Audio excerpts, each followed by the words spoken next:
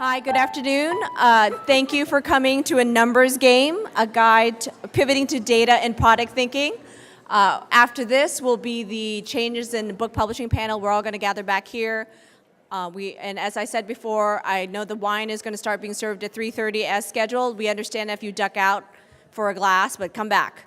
So I am very excited to be a part of this panel. Again, my name is Vera Chan. I work as a content strategist for Big News at Microsoft. My background also includes working at Yahoo. So I was a web trends analyst, a front page reporter, and I worked a lot with product, sales, and engineering.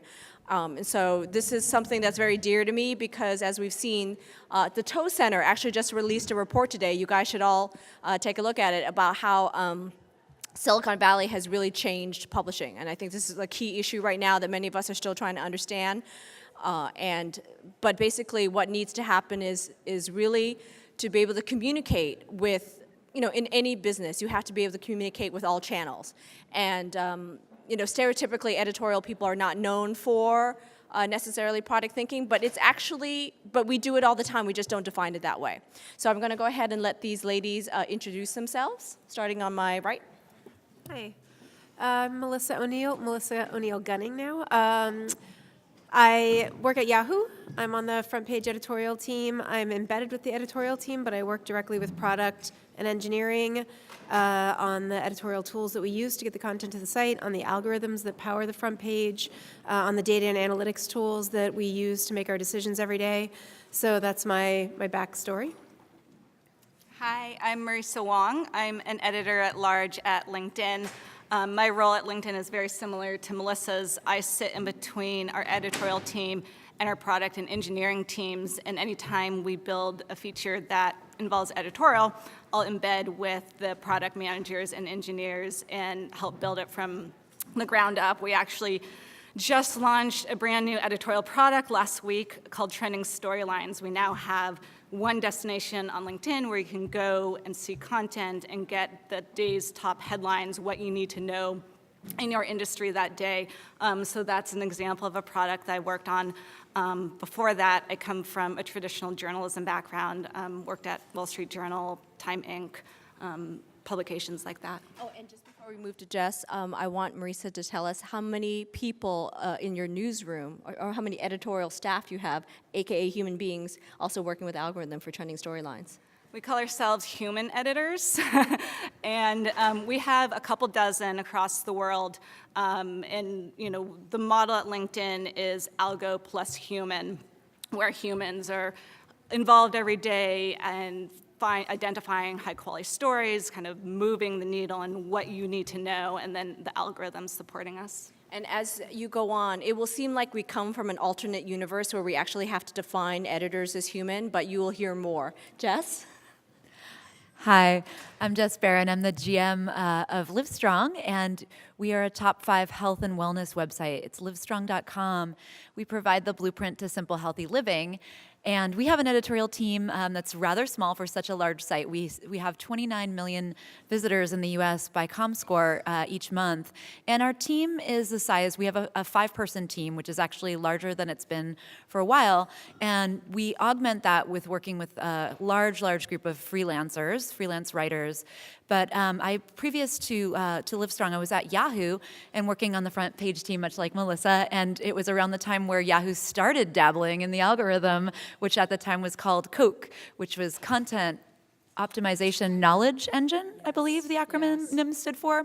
And I think in editorial, for all of you that are in publishing, it's essential, and we're going to talk more about it, to know so much about the technology and the product, because it really is what feeds you, because it's how you monetize, it's how you staff, and it's how you get the content out there that's right for the right people. So we'll talk, I think all of us, a bit more about that.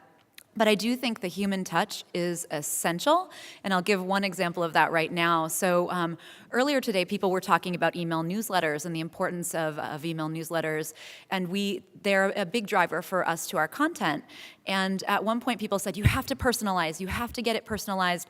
The editors are doing a great job of curating, but I think personalization is going to work far better. And we worked with a personalization engine to drive our newsletter, and I will tell you, we tested it for quite a while, but it never, ever did. And we asked all different kinds of people, is this giving you, the best mix? And they would say, oh no, I feel like I'm missing out on the things that the editors would pick. And now our newsletters and all of our site is still hand curated. We were not using algorithms much, except in certain portlets on our site, but I do believe that editors, and yes, using some analytics and data to back them up, do the best job of all, but we'll have to talk more about algorithms and how they're working for everybody else. And actually, I want to stick with Jess for a little bit because I want to talk about how you joined at the time of Lance Armstrong. So you were there to revitalize, let's just say, a damaged brand. And it wasn't just that controversy that was an issue as well. I mean, because not only did you have to rebuild all the way from product design and your hiring, at the time Livestrong was also kind of an SEO, it was a demand media SEO kind of machine, an SEO machine. So I want to talk about that pivot. Yeah, so I feel like pivot is kind of the story of my life. So not only did I pivot career-wise from news and news journalism into health, and that I did for reasons of, it just makes everyone's life better, and everyone is interested in it. Whereas, with news, you often hear a lot, it's depressing, it's bringing me down, it's hard for me. So that's the reason why I moved in the direction of health was through surveying users when I worked at Yahoo about what kinds of content made them feel good and what kind of content helped them to make their lives better, and it always was health content. So I was working in health content at a company called Beachbody, and they created P90X, which is a workout DVD that you may have seen advertised on late night television in an infomercial, or maybe you've done P90X, and it is a great program. It really, truly is effective at getting you ripped, but it does work. But they were basically a company that was a wonderful marketing company that was printing money, making so much off of this direct marketing and infomercial marketing on these workout programs. And I decided to go back into content more and really focus on what I loved best, which was health journalism. And so I took an opportunity to leave Beachbody to join a company called Livestrong, livestrong.com, and they are a health and wellness site that at the time was licensed by a company called Demand Media. The brand Livestrong was licensed from the Livestrong Foundation, which Lance Armstrong founded. And he founded the Livestrong Foundation when he was at that time a very successful cyclist and had gotten cancer and realized that living with cancer is very difficult, navigating the world of the help that you're going to get, the counseling you might need, all of the different appointments you need to go to. So he founded Livestrong Foundation to help people living with cancer. It's a charity, a nonprofit, that if you have cancer, you call their number and you say, hey, I'm going through struggles. I don't know what I'm supposed to do. My doctor said this treatment plan. Can you connect me with a doctor to tell me more information? So it essentially, a lot of people think it's a cancer research nonprofit, but it actually is about helping people living with cancer. So the company that I ended up leaving Beachbody to work for was Demand Media. They licensed that name from the foundation to create a healthy living website so that we could give people tips around eating healthy, exercising healthy, so hopefully they wouldn't get cancer. Obviously, there's a genetic component there too, but lifestyle plays a cause in whether or not you might get cancer.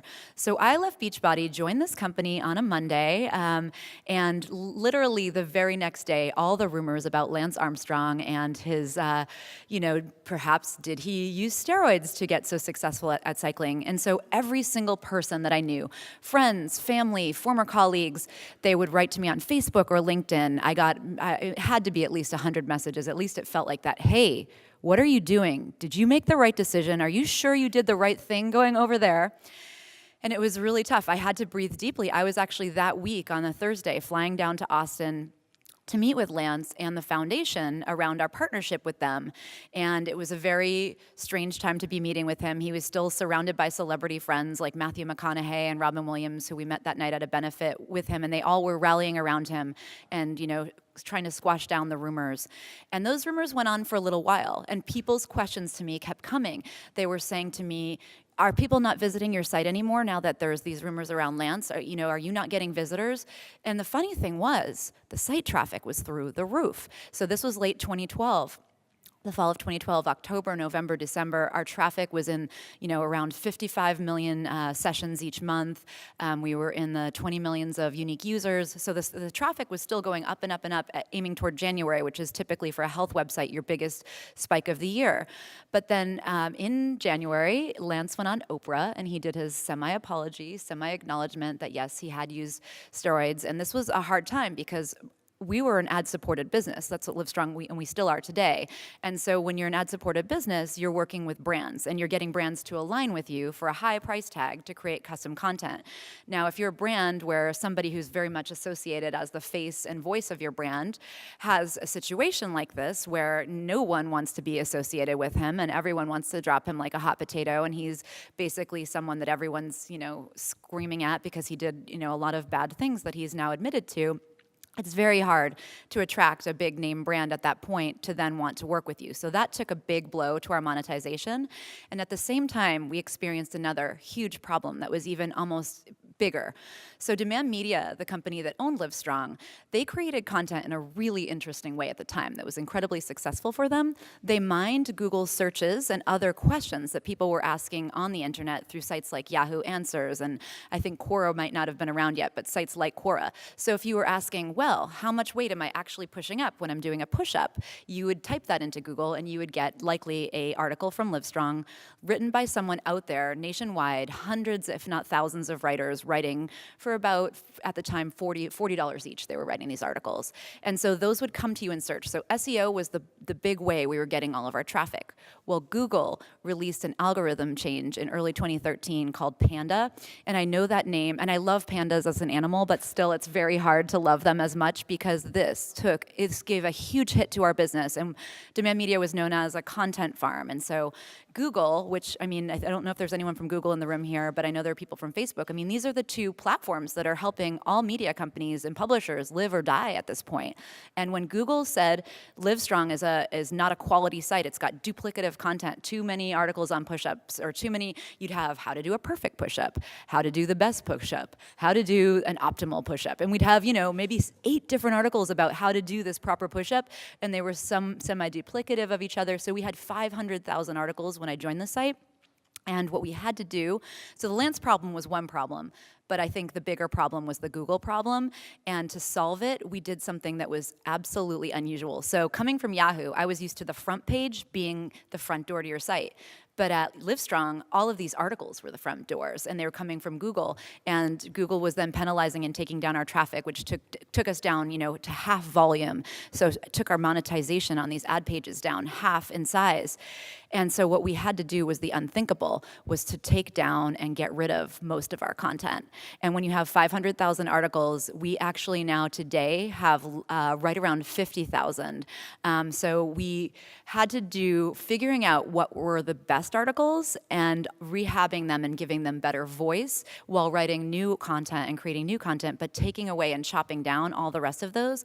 And that was one of, when people today earlier, Janice Min talked about courage and bravery, it was one of the hardest things that I've ever had to do in my career was convince executives, you have all this content. Yes, it's making you some money, but it's making you half as much money now. Well, what we have to do is cut down at least 400,000 articles and get rid of them. And believe me, you're going to get your traffic back. And we've heard, SEO experts say that this will work and traffic will come back and the site will do better in the long run. Those conversations were some of the most difficult of my career. And I know I'm talking a lot on this because it is kind of an exciting pivot, but in the end, so we took away that content. We figured it took us months to figure out which were the worst articles and which were the best articles, and figuring that out in a spreadsheet, getting the best articles to be written even better, punching them up, adding better imagery, and then we cut off and killed those 400,000 articles. And I'd love to say that traffic came back and Google shined on us and everything was wonderful, but for several months it really wasn't. And there were some very hard meetings every day where executives would say, hey, I thought you guys told us the traffic was going to come back. I thought you told us that Google was going to reward us once we got rid of the bad content. And we would say, just hold on, give it a few more months. And even months at that point was like, no one wants to wait months for the money to come back. But eventually, and I think it took end to end 8 months, there was a day in May 2014 where suddenly Google just started rewarding us more traffic on the exact same content. It's like they flipped a switch, and they literally have switches. When you're in Panda and you're in a Panda penalty, which eHow, one of our sister sites at Demand, which is now changed to be called Leaf. We've turned over a new leaf, so we call our company now Leaf Group, so it's really the ultimate pivot. And finally, our company is coming back, so eHow is also revitalizing itself as well. But there's a switch that Google has when you're in a Panda penalty, it will take all your traffic away. And so I think that's a very interesting thing to be aware of in the world of publishing. You need to make sure your content is quality, that it's not duplicative, that it has quality imagery, that it's written by good writers, and that people are sharing it socially, because these give good signals around your content. I want now to turn to Marisa and to talk about LinkedIn, and it's great, the timing about your launch. Of course, when LinkedIn first started, it was founded by a former Yahoo, it was about professional networking, right? It was pretty clean in its concept. But then you guys made the pivot to content. So I wanted you to talk about that and about, trying to create a habit surrounding LinkedIn and the habit of consumption. Yeah. As most of you, I'm sure, know, you think of LinkedIn and you think of jobs and careers, right? We didn't have a content team just 6 years ago. You went to LinkedIn and you went to LinkedIn to post your electronic resume, to make connections, to find a job, and that was about it. And I wouldn't say that, I think we're using this word pivot, and pivot is definitely a buzzword in Silicon Valley, but it's all relative, right? Like, you can make these changes, but one important thing is always staying on brand. You can't, we weren't going to launch content on LinkedIn and expect it to be the place people go for Hollywood news or even all of their news. We still needed to think about the core value that we can provide as a site for professionals to help professionals. So the thinking was, people come to LinkedIn to find jobs, to improve their career. How can we help them from a content perspective to, again, improve their careers, advance their careers? So, and of course, we wanted people coming to LinkedIn more often, other than just to go and find a job, which is maybe once a year or so. So we launched our editorial team just 6 years ago to think about what's the news, what is the content that people need to be better at their jobs every day. And even to this day, lots of people don't realize there is content on LinkedIn. People still think about it as a job site, and that's been like one of the struggles of the editorial team, is how do we kind of shift these people's mindsets to think about, oh, I can come to LinkedIn to hear this perspective on, Yahoo's acquisition. I can actually read what Bill Gates has to say about, nonprofits and philanthropy. Yes, we tried to create this habit, and we still are. I wouldn't say, as a whole, LinkedIn still wants to be about advancing your career, helping you as a professional. So whether that's going to find a job or going to browse our content, that's great. But as we talk about pivots, I think we need to remember that's all within a framework of what is core to your brand. And as Jess was saying, I think one thing we've been finding at LinkedIn with our editorial team is it's really comes down to quality content, right? You're not going to change habits, you're not going to attract people without that quality content. So there's tricks, we try different products, we try different content types, we try, different discovery modules, but at the end of the day, if you aren't creating something that, one, is core to your brand, and two, is quality content, you're not going to be able to change daily habits. So, Melissa, one of the things that I wanted to do was look at all the reach that the speakers have at our conference, and 3 people alone, I think, have about 3.2 billion users a month. So Melissa represents 1 billion monthly users. And obviously, even though Yahoo often is not in the conversation anymore, it's dominated rightly by Google and Facebook, Twitter for a while, but Yahoo was one of the first out there. And it realized, as a search engine, or as a directory, I should say, but that moving into content, that there was so much data in there that was worth looking at. There was so much fascinating, trending information. So part of it was just the awe of discovery, right? That sort of exploration into the cyber, as the president calls it, and where would it take us? And then it really, and then we also had people come in. There was like many content waves that came in. And one of the ways was journalists, Pulitzer Prize-winning Bill Gannon, right? Pulitzer Prize-winning journalists to try to build this front page.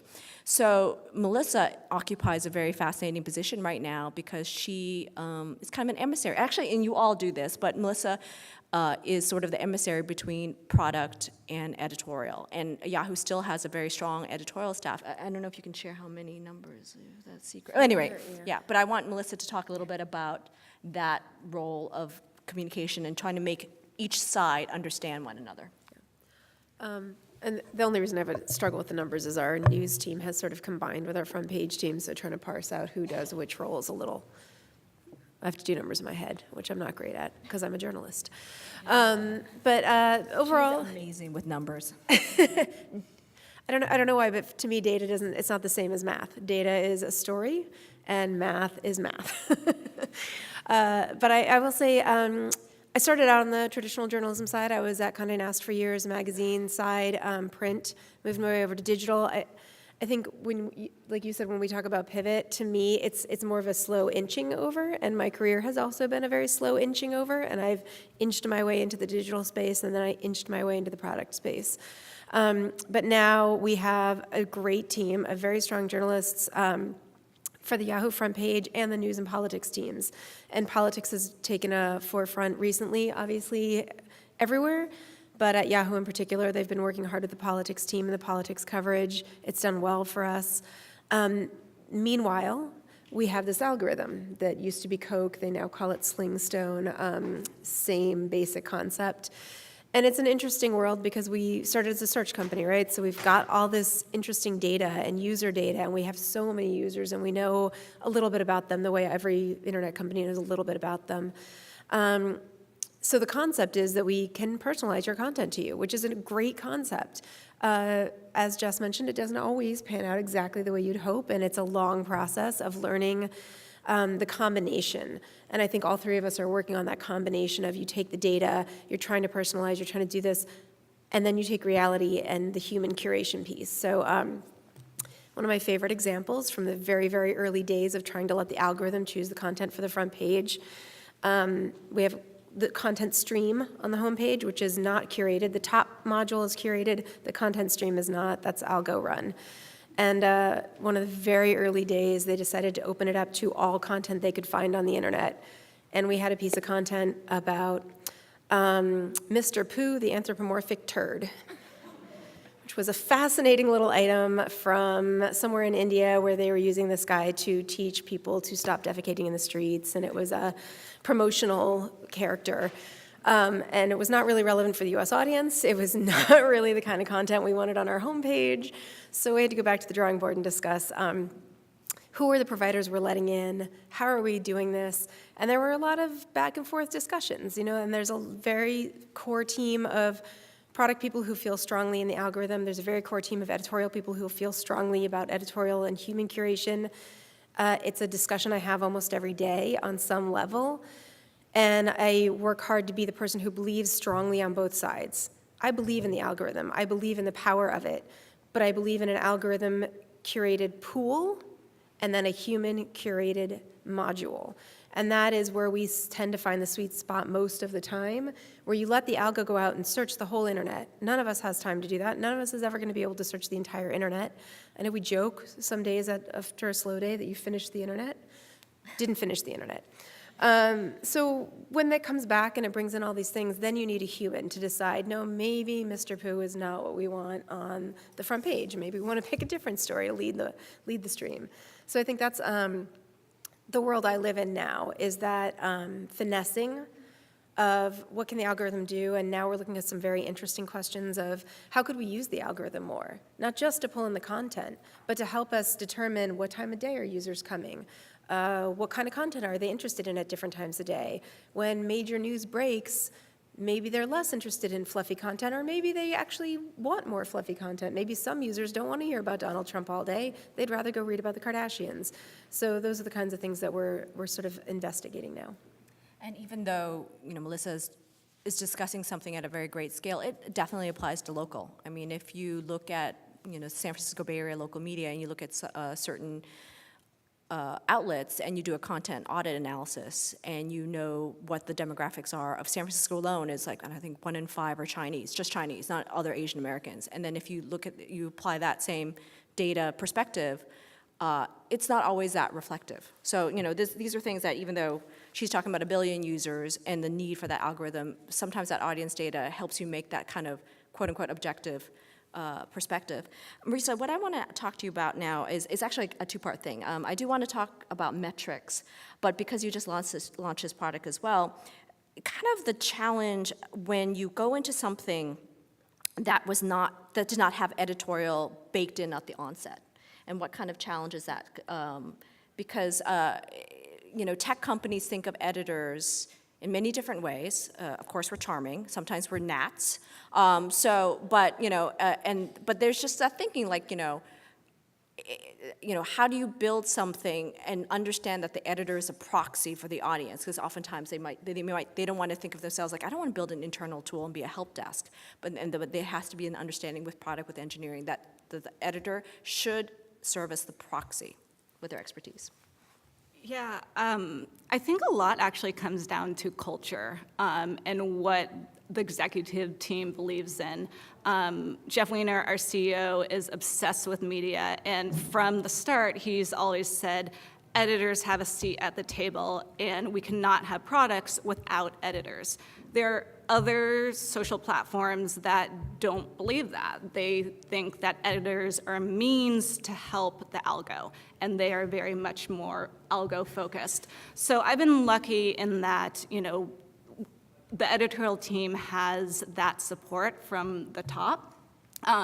Still, within engineering teams, it's a struggle, right? Because engineers very much think about scale, about automating everything. And so I think, Jess was saying she's kind of caught in the middle. I'm exactly the same way. One new editor, he came to me after a few weeks and he said, oh, I figured out what you do. You're the peacemaker, huh?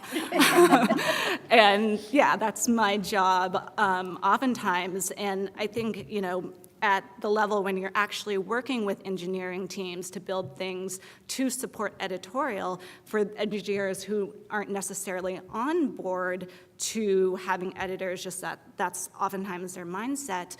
You need to learn how to adapt your communication and your thinking, and that's what I think really helps people who are in roles like us work with these teams. So when I'm talking to product managers, I'm talking to engineers, I know that what they care about is ROI and scale. And I'll shift my thinking to present my argument using, those metrics.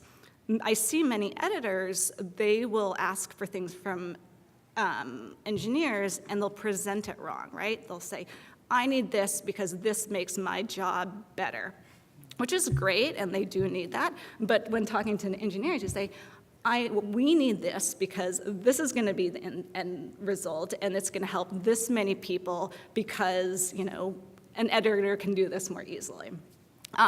So I think a lot of it, is one, having the right culture, and that obviously changes from company to company, and then also learning how to communicate right. And I think this is a great exercise for traditionally editorial-minded people because, like it or not all editors are audience-centric. Sometimes they think of that as a sort of a commercial thinking rather than, being a public servant and trying to create an informed society. Oftentimes they still come with a gatekeeper approach.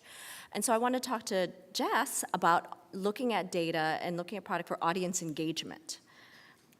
So looking at data is crucial, and I can remember I feel like back in the late 90s, there were editorial and producer teams at some of the sites that I worked at that never looked at the data or how things were, what was the most read article or how much time spent or what people were consuming next.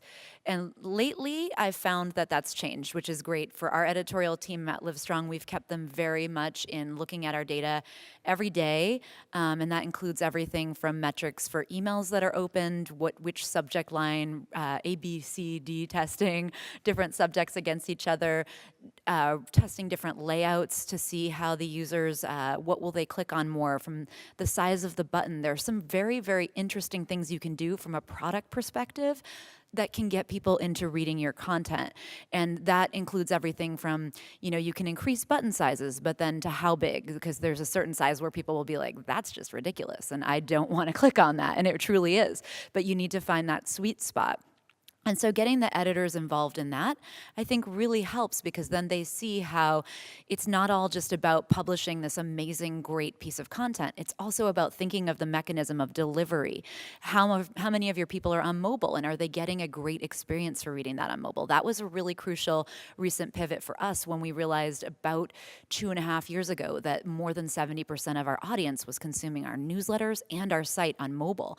And a lot of our pages and templates were not very well mobile optimized. So it was important to get the editors reading the site on mobile and consuming it in the way that many of our readers were, so that we understood paragraphs need to be shorter. There need to be more images throughout. And that also helps you in other things when you understand the aspects of SEO that are important, where a search engine's deciding on whether to give your article in the top spot or another competitor's that's very similar. Having photos, having about 3 or 4 photos per page, and having more content than ads. The content to ad ratio is very, very important. So you might think, oh, it's great to just pimp out the site. We'll make a lot more money if we have 5 ads on this page. But no, because Google and Yahoo and other search engines are not going to deliver your pages up in the top of the search result, because they're going to think those are too ad laden, and they want to see more content. They want to see more images in the midst of your content. Captions are very important, and alt tags on images. Those are just some tactics that are very specific. And so looking at your data, you can see that, how many people read halfway down in this article? Did they complete the article? What's the time spent? And then looking at your writers and your editors, we took spreadsheets to look at who were our writers that were driving the most value for us. And value wasn't necessarily just money. It was really around audience building and users who want to stay very engaged and not only read that entire article, maybe they spent 3 or 4 minutes on it, but then they consume the next article after that, and driving them into the next piece that makes a great journey for them. It's really all about the story and the journey, and taking them on a journey that will delight them. And maybe they were reading something about, how Honey Nut Cheerios has gotten rid of the bee that is their little personality around it lately. I don't know if any of you know this, but our editors just reported on this, and it was for a very good reason. It's because bees are disappearing from our country right now, and it's a very important thing, because they are the ones that are bringing the pollen and getting our crops to be, growing more crops. So Honey Nut Cheerios on the box right now, the bee is missing, and it's to bring attention to this issue. And so maybe you read that article. What would be the next article that you'd want to read? And the editors really think about this, and we have algorithms also that help, but it's very good for them to be immersed in the data so that they can think about, an interesting next step for the users to take them on that journey. And I think that's really all about what these websites are about. And one other thing I wanted to say that was kind of a conclusion from what I was talking about earlier. It was such a weird thing to kind of cut down all the content on our site, but I don't know if I fully concluded it to say that when we had only 50,000 articles, finally, when Google delivered the traffic back, we now have far more traffic today than we ever had with the 5,000 initially. So do think about your work editorially and your site as a whole, if what you can cut out to keep the essential essence of your brand, because we all can't be, in all of our sites and publishing sites, we can't be authorities on everything or everything to everyone. You need to think about the 1, 2, or 3 things you do really well and only focus around those and cut out all the extraneous. And what we're talking about here is not, again, a mutually exclusive circumstance from investigative reporting. It sounds like a lot of UX focus, but the information is still important. But, like one of the things when I read the New York Times or any investigative piece, when you go to a play, you see the cast of characters. When you go read an investigative story, I would love if this is a product where you could pull out the names that are mentioned, who they are, what their connections are. That is actually just another user angle. It's still the same story. You're just presenting in a different way, right? And it's no accident that video is coming back, but there's a convergence, right? Radio, video, it's all one thing right now. So I want to ask one more question for Melissa before I turn it to the audience. Because you made this great handout about product thinking.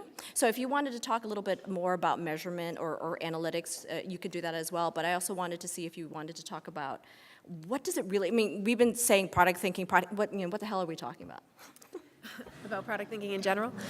Yeah, so Vera had actually asked me some questions about, like, what do we look for? Like, if I'm hiring someone, and what am I looking for in someone, and to find out if they have product thinking. And to me, it's a couple of things, but the main thing is really the creativity and the big picture thinking. So I feel like sometimes people have been like beat reporters for years. They're very entrenched in doing things the same way every time, and there's a lot of habit there. And what I'm looking for is the person who doesn't just block a piece of content every single day that has the exact same problem and never stop to think about, why am I getting that problem every single day? I'm looking for the person who's like, this is from the same provider, and it happens every day, and why is that happening, and how do I fix the problem so we don't have to spend time blocking it every single day?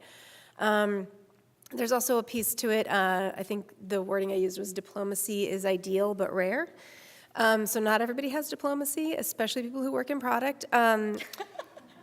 Say that nicely. But I will say that what's needed is the ability to stay firm on where you're going, but be flexible about how you get there.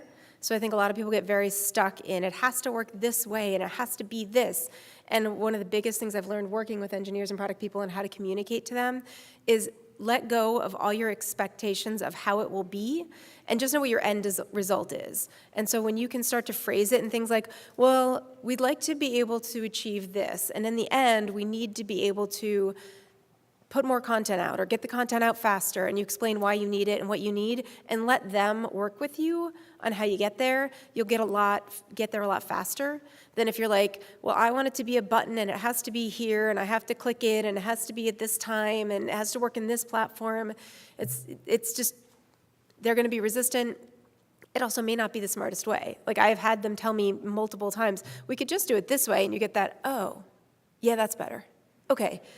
So it's just sort of nice to be able to have that that hive mind and to let them go about it the way they're going to go about it. And like Marisa was saying earlier, this idea of they're numbers based, like it's a different mind. It just is a different mindset. I didn't come into this world being numbers focused, but I know what it takes. And instead of getting frustrated when they don't believe me that there's a problem, it's really a matter of, okay, well, what can I do for you? What data do you need to see to understand that this is a problem? And start collecting that data, present it. And I finally had a meeting the other day about a problem I have been saying for 3 years we were having. And they asked me what they could call the test that they created to test it. And I said, could we call it the Melissa's Not Crazy test? They didn't call it that, but we did have a big meeting about it, and it's a real problem. And it's an intermittent one that's very hard to track and very hard to find. And they managed to write a test that was, and it only happens in one scenario when you're not logged in and you're a new user and in these odd scenarios. But it was nice to be able to sit with them and say, yes, oh my God, that's exactly what it is, and now we're looking at how to fix it. So those are those big moments where it might take a while and it might take some data collecting, but you're going to get there. So I would just say have some patience and understand you're kind of speaking a little bit of a different language, and that's okay.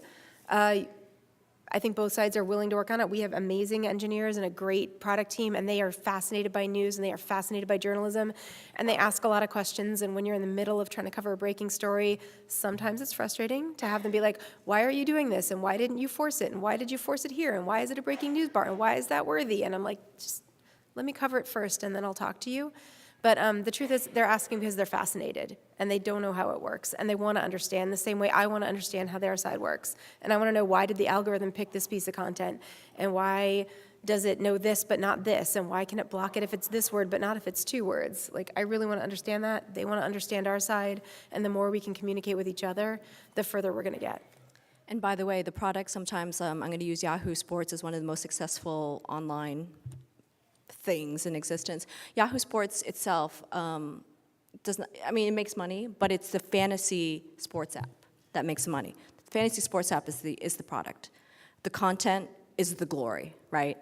You build a product that has the return on investment. It took me years before I knew what ROI stood for. Before you find the ROI, you can pay for your content. This is the secret, the not so secret of journalism. It does not make money, but the point of it is not to make money. But we have to make money, so then we have to create some products to go along with it. I wanted to open up the, I don't know where our mic is, so if you don't mind, oh, thank you. And do you have a question, young lady holding the mic? Yes. I'm someone who comes from print and have been more recently working in digital and working with product teams, and I love hearing all your tips, and so many times hearing the word like not speaking the same language, because I've been in meetings where literally I'm like, they have no idea what I'm talking about, and they're talking to me and I have no idea what they're saying, but we're all speaking English. So I'd love to hear like maybe even from each of you like top 2 tips or top tip for having those conversations where you're kind of trying to bridge that divide and come to an understanding. I think a lot of the tips that I utilize have been some of the ones that are mentioned here, which is one, let people know, especially if you're talking to engineers or product people, the outcome that's desired or what the problem might be that you're trying to solve, but you have to be kind of unattached from how they do it, because they may find, or they may come back to you with, you could say, hey, could you give me a couple of ideas of how you might solve this? I really love that when my team comes back with, here are 3 different ways that we can do that, we can achieve that, and here are the pluses and minuses of each way.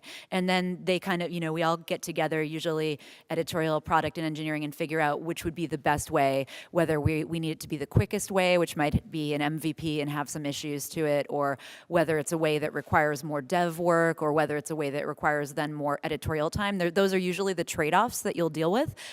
So I think just if you can very simply and without too much emotion, and I know it's hard sometimes for some of us as editors because we get very passionate, or I'm assuming you all get very passionate because I get very passionate about what I'm trying to do, but you have to kind of, for me, it's always take a deep breath, take a step back, try not to make it like, this is the top priority thing, we need to solve it right now, and just, let them know this is the outcome, it could affect this many people, it could increase the money that we're making by this much, this is the potential, so let me know some of your ideas around solving it and what the pluses or minuses are, and chances are you're probably working with an amazing team, like, hopefully the one that we have, they just come up with tons of different ideas. Sometimes they're solving things that we didn't even know were a problem, so hopefully that helps a little bit. I do want to say the most important question, and sometimes you can ask it in the middle, you can come in the middle of a project that's years long and no one has asked the question, what is the point of this product? What is the audience you're trying to attract? What is the audience that you're not, that you're trying to, what is the audience that you currently have, and who is it that you're trying to bring in? And just even asking those basic ones, like really getting people to articulate. There's actually I saw it in Hacks and Hackers. Oh my gosh, what was it called? There's a product design form. I'm gonna have to share it. I'll share it in a future newsletter, where it really talks about like understanding what your value proposition is, understanding what you're trying to solve in the market, what your advantage is, what the competitive advantage is. But what's also good is, as an editor, is you take a product, and it could be like the Guardian database of police shootings, right? Great product, so great. Break it down, reverse engineer it literally until you make it a proposal. Like you come up like, I have an idea that we got to track police shootings, and then all the way to design and all the way to interaction, all the discoverability. So I would recommend taking a case study, something that's already out there that you like, and then just break it down until you have it sort of sketched out, and then that way you can have that, you can represent multiple perspectives, not just the editorial perspective. I talked already a little bit about shifting your mindset to be more like theirs. You also need to do that with the way you communicate. Like if you want something, you cannot write like a 3-page essay on why you want it. You need to write like a sentence, bullet points, done, right? Like that's how they think. They also think very visually in terms of charts. So if you need to go to a whiteboard and like chart something out, that helps as well. And then also, like honestly, like everything comes down to negotiation and compromise. So you need to figure out like what is the most important thing. There are always like lots of nice to haves, but especially with engineering, every single thing, or at least at companies like ours, you're triaging, right? Like there's only so much engineering you can do. So from our standpoint, we really have to think about what is truly important, what will have the most impact, and fight for that, and like let the rest drop away.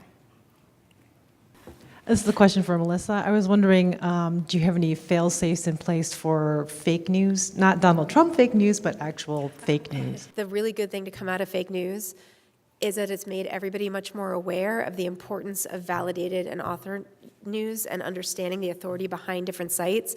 I think there was a long phase where people just, anything on the internet was as equally important as anything anywhere else on the internet. There was no distinction.